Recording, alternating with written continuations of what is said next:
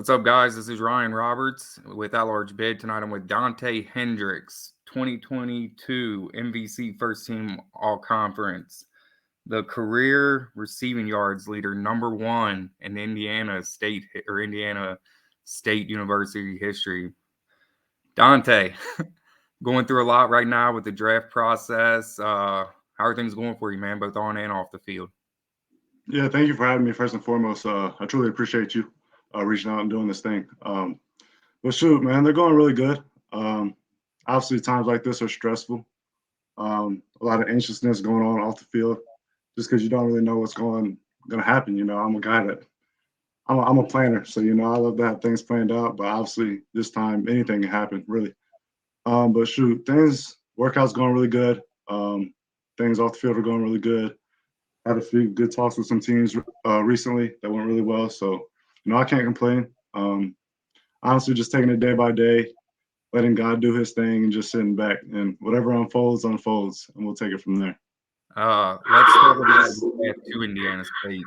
We were talking off air. It's kind of crazy that Indiana State was your only offer coming out of high school with everything you had done. Just talk about that process. Yeah, most definitely. So, I thought I had a pretty successful high school career at Cooper. Played with a lot of great dudes, a lot of great coaches along the way. Um, in my opinion, first and foremost, I think NKY is under recruited. I think it's starting to pick up here, which should have been done a long time ago, just because we're so close to Cincinnati. And, you go from, I think the recruiting trail typically go from Cincinnati, skip NKY, and just go to Lexington and Louisville for Kentucky. But I think there's some really good guys in NKY, that get slept on throughout their career. But yeah, Indiana State was the team that pulled the trigger on me. I heard a lot from a bunch of different colleges. Talked frequently a lot. What they were saying sounded good, but they just never pulled the trigger on me, which is all good. God put me at Indiana State for a reason, and it worked out to the best. I think, like I was going back, I think I was under recruited. I think guys are scared. Just because obviously I'm not the most athletic guy, but I'm a true football player.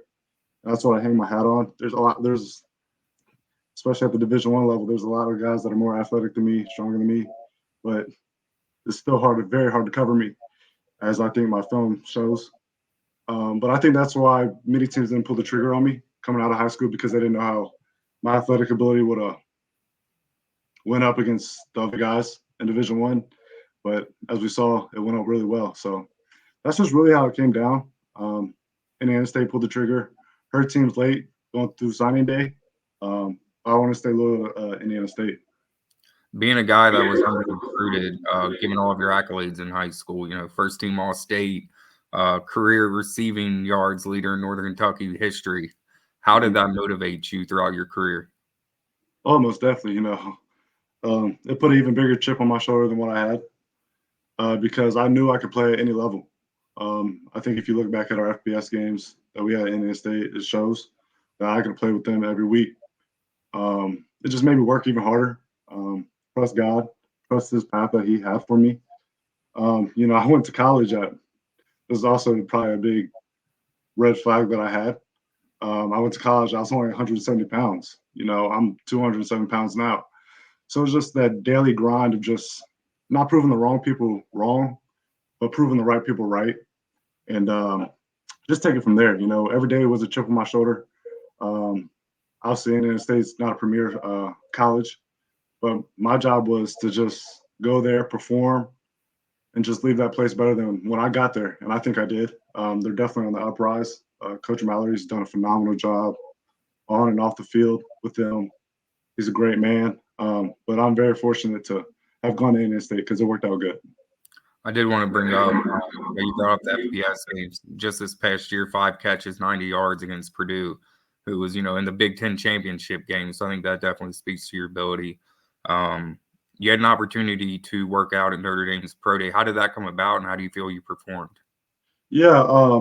So obviously throughout the process, um, from learning throughout this process, guys can't just go to a different college and just show up and go to the pro day. There's got to be like some strings pulled. So from what I learned, scouts have to recommend you to that college that they want to see you there because obviously Notre Dame, they're going to have more scouts than Indiana State. Just being honest. Um, so our head coach, he had many talks with scouts, and then scouts go talk to Notre Dame, and they reached out, and they allowed me to perform. Super grateful, super blessed for them to do that. They, as you see in the picture, they gave me. I walk in, I'm wearing my Indiana State gear because I think that's what I'm going to be in. Coming from Indiana State, but their director of operations guy, he took me in like I went there all 4 years. He's like, "Hey Dante, I want to make sure go see our equipment guy. I want to make sure you have gear. We don't want you to look like a sore thumb out there and just looking different." Which is, I mean, a lot of schools don't even allow people from other universities to come in. So for them to even let me do that and then give me gear, have my last name on the back of the stuff, was really cool. So I mean, the pro day, there's obviously things I wish I did better.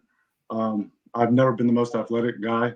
I wish I ran a better 40, but the 3-cone and shuttle, I was very pleased with. Bench, pleased with, and then the drills went really, really good. The wide receiver drills, catching, all that went really, really good. I was very pleased with that. Their quarterback, Sam Hartman, transferred from Wake Forest, really good guy, a really good quarterback, really good dude. He took care of me. I took care of him. So overall, the process, it was really good. Obviously, there's always things you wish you did better or whatnot, but shoot, all you can do is put your best foot forward and just move on.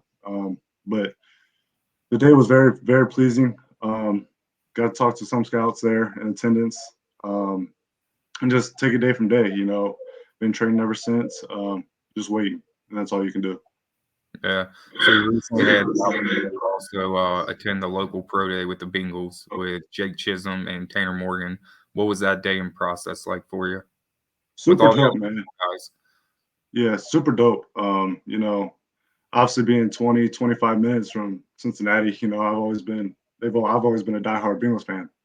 I went to their playoff game versus the Raiders, Las Vegas Raiders. What was it? Last year or 2 years ago? Last year or 2 years ago? 2 years ago. And shoot, man, I still have the ticket in my wallet.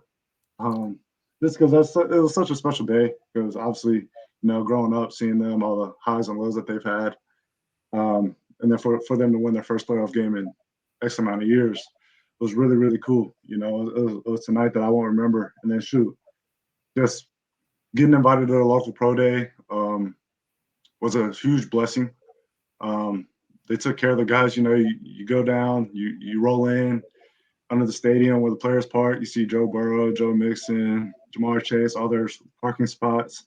So it's just like, dang, I'm really here. Like this is a cool moment. Just them being the team that I've always grown up watching, being so close, it was a true blessing. And then walk in, you see the stadium, see the kitchen, all that stuff, and then you get to the actual workout. You got your jersey hanging up in the locker room. Then I see 18. My first thought, dang, AJ Green. So it was just super cool. Workout couldn't have gone any better. I had a really good day that day. It's small world. Their wide receiver coach, his first coaching job was actually at Indiana State.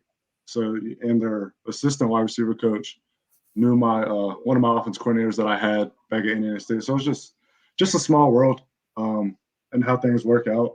But it was a really good day. It was very dope to see Tanner and Chiz ball out like they did as well. The day before we got together up at Ryle, and we were throwing in 35-degree weather, whatever it was out there, just trying to get that work in, just put our best foot forward on the next day, and I think we did that. With as much as you can publicly speak on, what teams have you heard from, and what kind of feedback are you getting throughout this process? Yeah, definitely. So I had a showcase out in Texas about a month or so after the season, and with a bunch of FBS guys, FCS guys, that went really, really good. So I met with, I think, 6 teams down there. Meetings were probably about 20-ish minutes up, just so they could know me more, get all the scoop, all the information that they can get on these upcoming process or prospects. And then as recently as last week, I've talked to 3 teams that went really good. Obviously, the more teams you want to talk to leading up to the draft, because obviously it shows interest in you and whatnot. But looking at it from these last 3 conversations that I had last week with these teams, probably going to be an undrafted free agent, which is a blessing. Because I think the biggest thing with me is just getting my foot in the door. And then when I get my foot in the door, whoever takes a chance on me will see how I've been successful anywhere I've gone. I think that's what, obviously going back to my high school days, I got my foot in the door at Indiana State, and then I took off there. I think that's going to be no different with whatever team picks me that wants to take a chance on me. They're going to see why I've done what I've done. Yeah, absolutely. So looking at, obviously, the draft is on Thursday, you mentioned probably being an undrafted free agent. What does this next week up to a month look like for you as far as, workouts, talking to different teams, what you're going to be working on? Yeah, most definitely. Obviously, I'm going to work out all this week throughout the draft weekend. Personally, to be honest, I don't even really want to tune into the draft. It's like, I don't know. It's just a lot of anxiousness and just trying to figure out what's next. But obviously, when I get that call from whoever it is, I'm going to probably – rookie OTAs will start sometime shortly after that. So I'll be going down to wherever I go for rookie minicamp, rookie OTAs, whatever you want to call it. Then it's work from there, Once you get the foot in the door, it's all business, I was talking with Panthers after my pro day, and he said, make sure you keep going, because right after the draft, it's work. And that stuck with me ever since, because obviously you have no time to wait. Every day matters. You can't take a day for granted, because whenever you get that call, everything's going to happen so quick. Quick. So as soon as you get the call, you're going to go out there to wherever you go, dive into the playbook. I'm going to ask for the playbook right away, because any head start I can get, I'm going to get. That's kind of how it was in college. My freshman year, me and one of the wide receivers who went to Indiana State with me, we were always diving in the playbook every single night in that summer camp. And that's what helped separate us from maybe some other guys that weren't taking that playbook so seriously. But it's just little things that you got to do, to get over that hump, just to show your worth.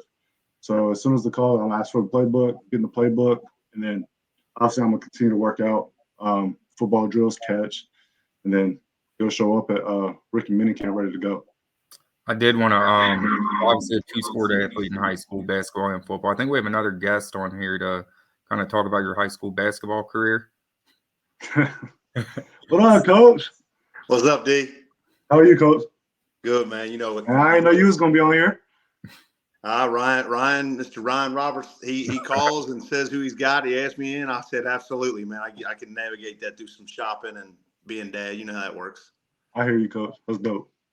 So I wanted to ask you, Dante, obviously being a 2-sport athlete and, learning and working under Coach Sullivan, how do you think that work throughout the whole year helped transition you to the college level? Sure. To be honest, I'm not just saying this because he's here. You can talk to anybody that knows me, knows the relationship that I have with Coach Sully. He's one of my favorite coaches that I've ever played with.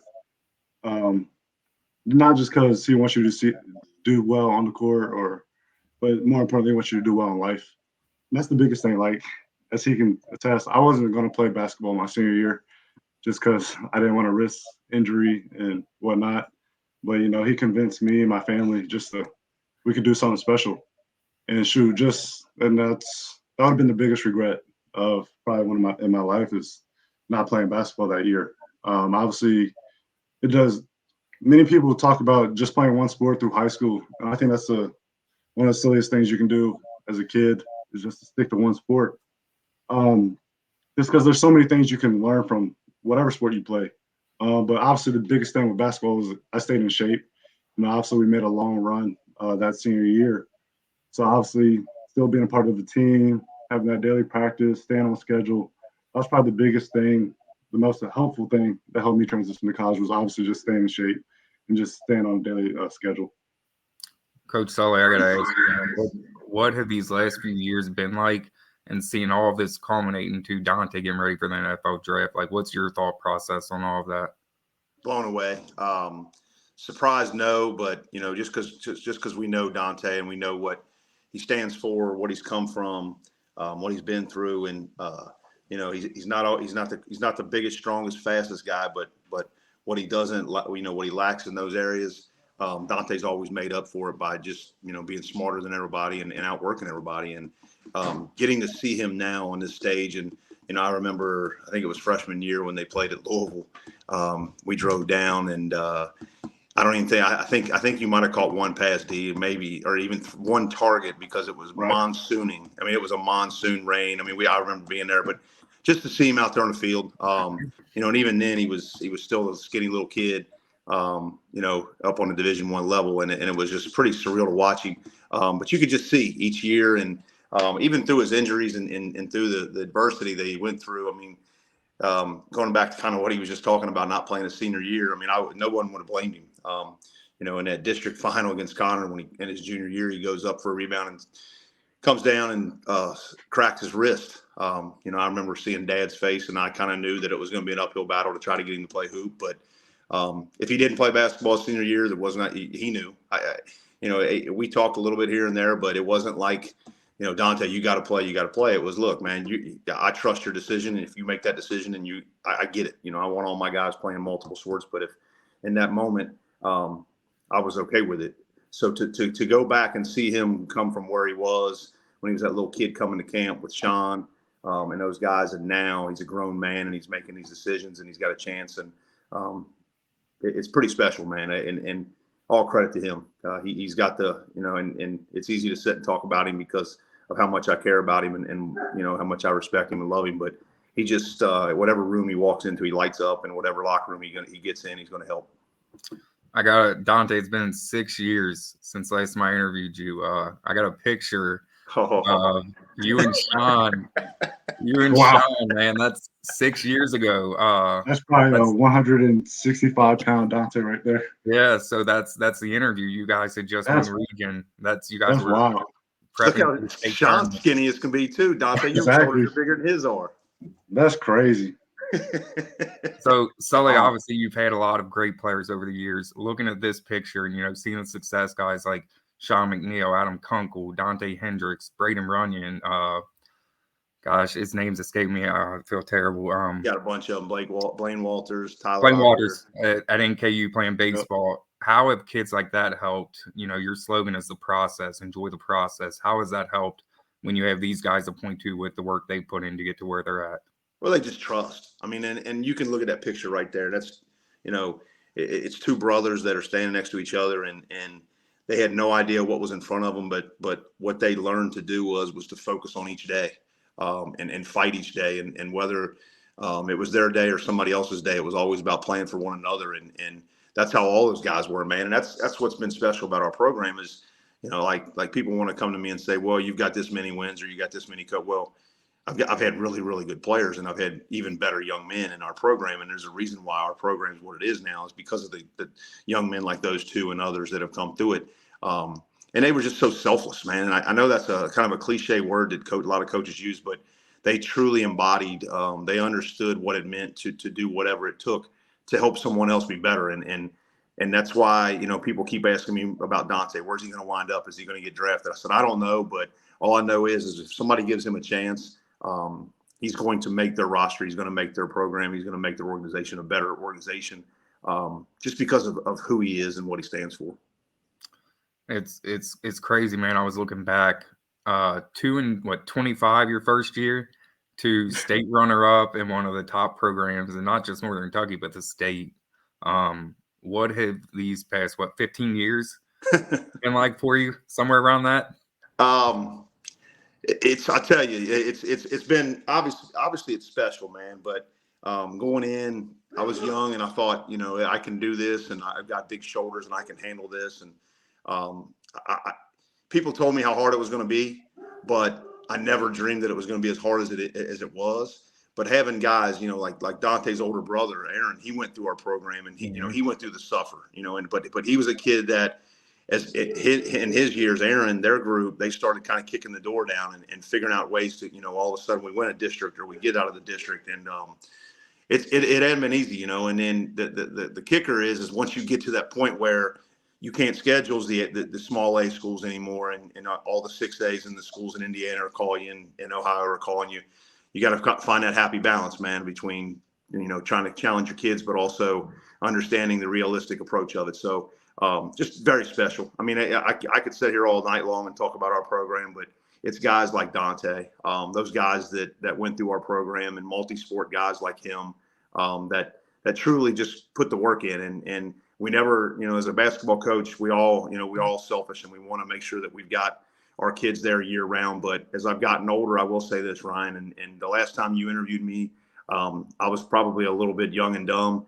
And I understand that it is a process, and it is a situation where if these guys are with football like Dante, and then they come in late November, early December, if they make it deep into the state playoff run, they're going to catch up because they're athletes and they care and they want to be there, and they're only going to make your program better. And guys like Dante that was a multi-sport guy, the mentality that he brings to the locker room, and his leadership in the locker room, and the brotherhood that he embodies and understands, and doesn't care what a guy, where a guy comes from or where he comes from or how he is. Dante's going to figure out a way to help that guy and make him better. And that's why, when he decided to play his senior year, it was that moment where I was like, man, this can be really special.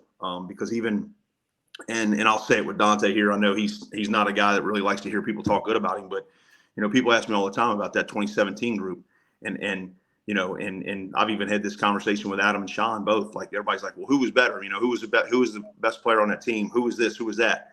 And I always tell people, like, no one can tell me who led us in scoring that year. Every time I ask people, there's like Sean, Adam. One of them averaged 17.9, the other averaged 17.1. But what people don't understand is the most important kid on that team. And obviously we talk about no one's more important than the other. But looking back, like, Dante was the glue. He was the guy that, no matter what happened, it had to happen. When Sean or Adam, because there was points where those guys were out of the game, and hey, Dante, you need to run point. You got to handle the ball. And that's just who he was. He didn't care. He was going to do whatever. Yes, sir. I got it, coach. I got you every single time. Looking back at your career at Cooper, Dante, how do you think playing for Coach Sully and Coach Borchers helped develop you into who you are today? Shoot, two great guys, two great mentors that I learned a whole lot from. Obviously, freshman year, I played just freshman football, and then basketball I played freshman and JV. And just going through the highs and lows, kind of have two different styles. Sully's going to get on you. He'll let you slip up. He's going to get on you. And I think that's what makes Sully such a great coach. Those are the best coaches that, they're going to will the greatness out of you. Obviously, it's tough love. Not everybody can take it. But I think if you can take tough love from your coach, like Borchers and Coach Sully would, that's going to make you an even better ball player. And there's so many life lessons that you can learn from them, learn from the sports that you play.